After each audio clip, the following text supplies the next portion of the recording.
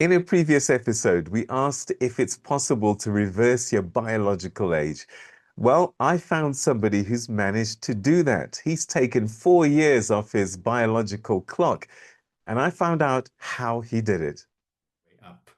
But the body is an amazing thing because something that seems impossible, once you tune your brain, your mind into that I'm going to do this and I'm going to conquer it, then it kind of falls into place because then the body starts to adapt. And it's a remarkable thing to see how the body adapts. Uh, Hello, and welcome to another episode of After 50, where we try to find ways for you to thrive in the second half of life. I'm Peter Ndoro. Well, today I'm going to be exploring a journey that a friend of mine took a few years ago. In fact, more than a few years ago, he took to exercise. And now in his 60th year, he has his body of his 20s. But how did he do it? Well, join me as I have a conversation with Enver Samuel, a film director and producer. okay. So, Enver, today we're talking to you about how you managed to get a vitality age which is younger than your biological age. And what Yes. I'm excited to hear about is that you weren't fanatical about going to the gym and doing all sorts of things. How are you? Hi, Peter. I'm good. Thank you. Thank you for having me on the program. You'll know that, with regards to my history with my health, I've never really been fanatical about it, because in our industry, as freelancers, it's extremely hard to be consistent and it's extremely hard to dedicate specific time to training and that type of thing. So what I've learned over the years is basically to when I get the opportunity to do it hard and fast, and but also to eat correctly, because you can do all the hard training, but if you don't eat correctly, then you're on a losing ticket. So it's a combination of those two factors, and primarily I achieve this by running. And in the running, that's road running and trail running, and then cycling, that is mountain biking and road cycling, and walking with the wife. The walking 4 to 5 Ks at a time around the neighborhood, about 2 to 3 times a week. I forego training by myself to do that with the wife, and that is also quite conducive to keeping a balance with the training and also your mental well-being, your social life. So it's also good to keep the partner involved too. And we also park run bunnies, like and that again, I'll forego a long run to do a park run with the wife.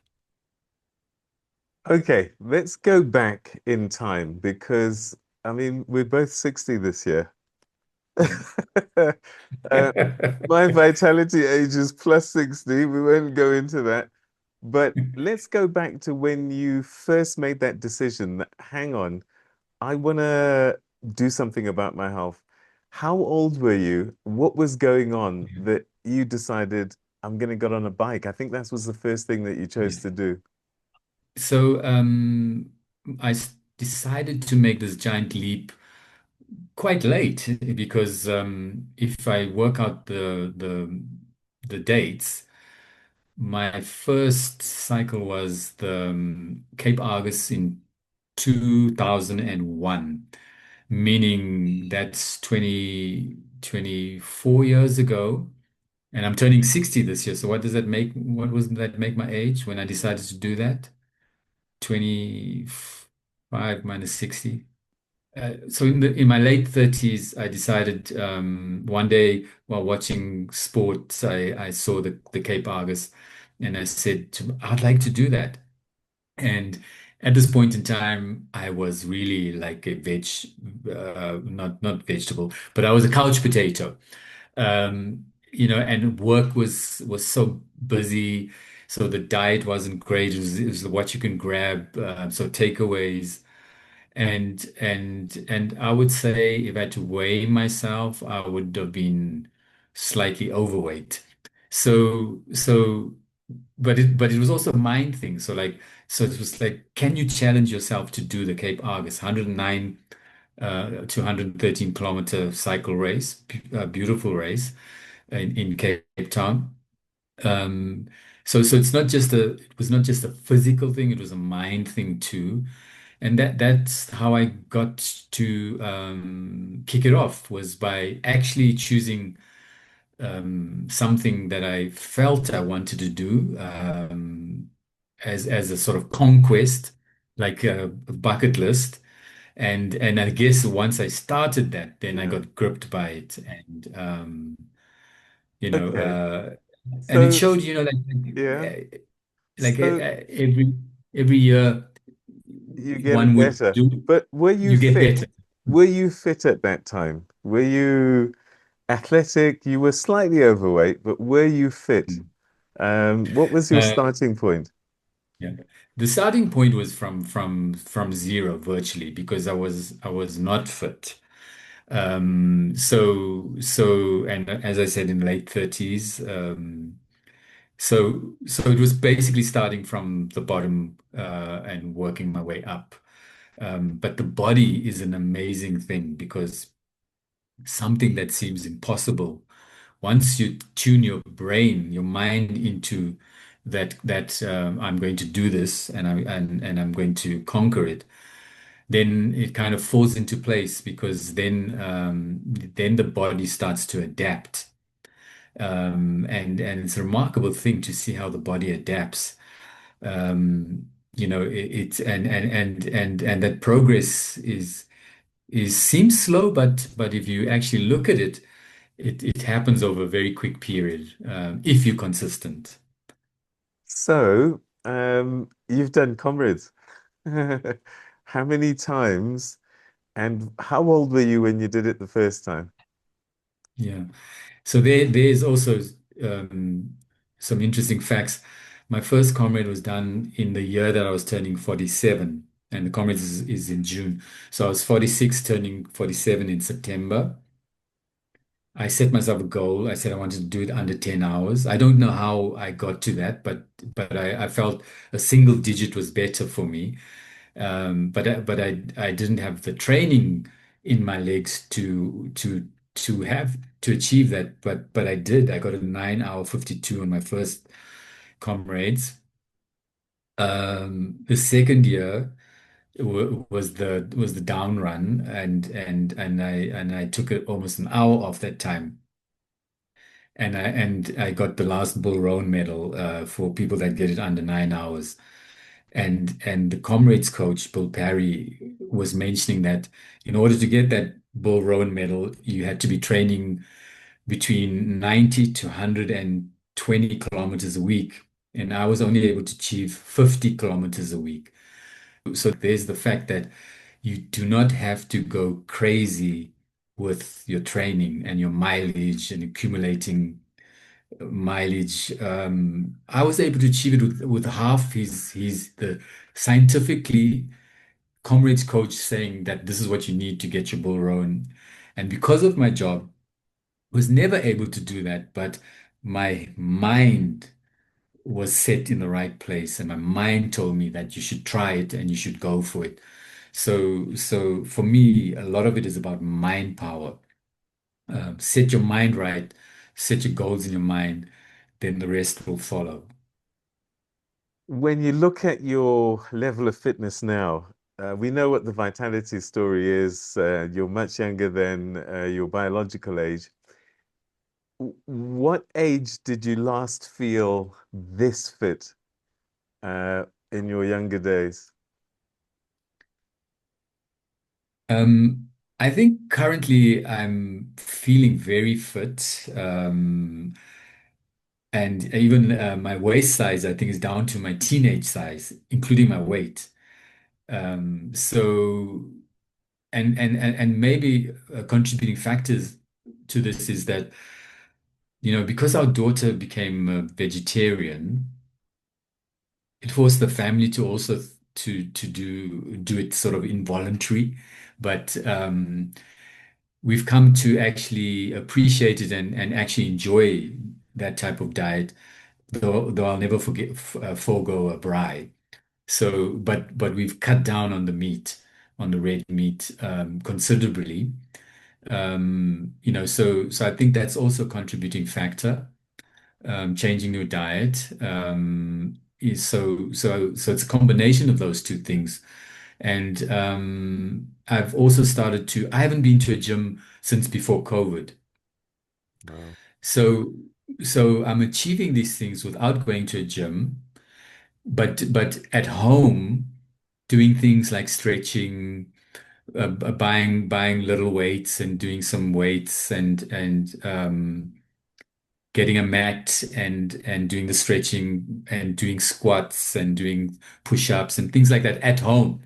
And I've seen a marked improvement because sometimes when you're training, like you can just run, you can just cycle, but then you start to hit like a flat plateau. But I've noticed that since started doing strength training, that I've been getting stronger, basically at 60 or turning 60. So I've just done the Discovery half marathon, the Randburg Harriers one on the weekend.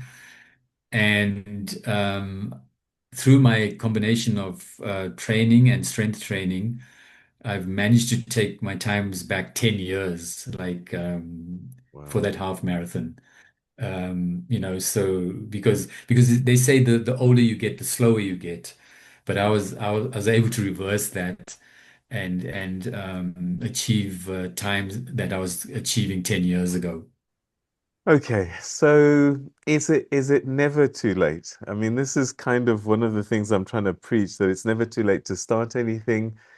Um, could I start at zero today and in 4 or 5 years' time, 65, get through even a comrades? It's absolutely never too late. Again, if you look at parkrun, there's some remarkable stories about people starting parkrun in their 70s and 80s, and then going on to achieve being able to run the whole thing. So it's never too late. Look at the guy this year in the Comrades. He was 84 and he completed Comrades in 11 and a half hours. That's at 84 years old. Absolutely never too late. Okay, perhaps I don't know, final word for our viewers that are watching. After 50, fitness is possible. What's your best advice to people who are thinking about getting fit? Because you've done the journey, and as you said, you ran Comrades first time 47, so you were pretty much close to the 50 mark. What's your advice, final word Hmm. to people watching now who are thinking, I'm plus 50, I need to get fit. What should I do?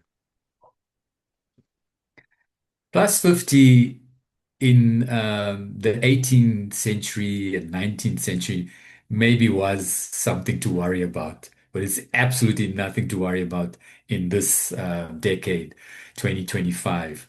There's just so much happening medically, scientifically, to improve our lives. So that life is going to be extended by a lot.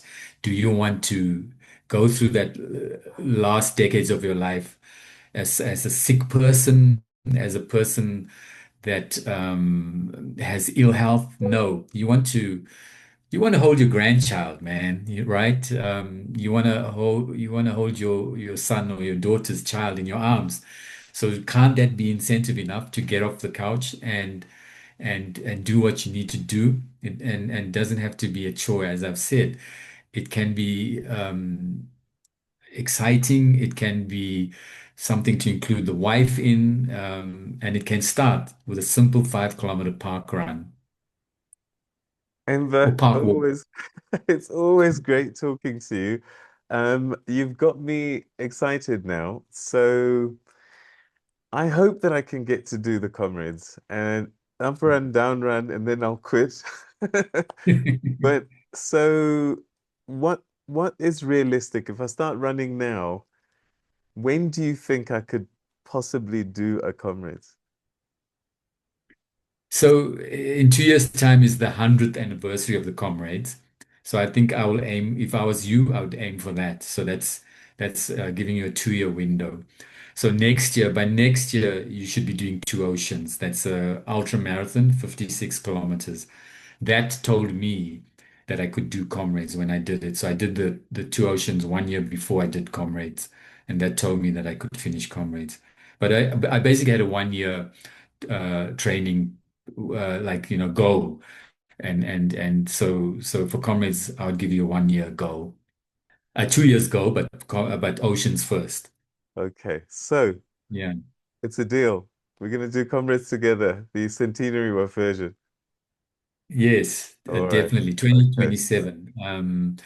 But yeah, but set your goals small Yeah. and build because that's the body adapts. Simple fact. Enver, great talking to you, my brother. Thank you, Peter. Cheers. And that's how we come to the end of another episode of After 50. Yeah, we're busy trying to find ways to thrive in the second half of life. I hope you enjoyed that conversation I had with Enver Samuel. And in fact, before I go, I just want to ask you to comment in the comment section below. Tell me what you thought about what you heard. And also, I'd like to know what kind of conversations you want me to have and with who going forward.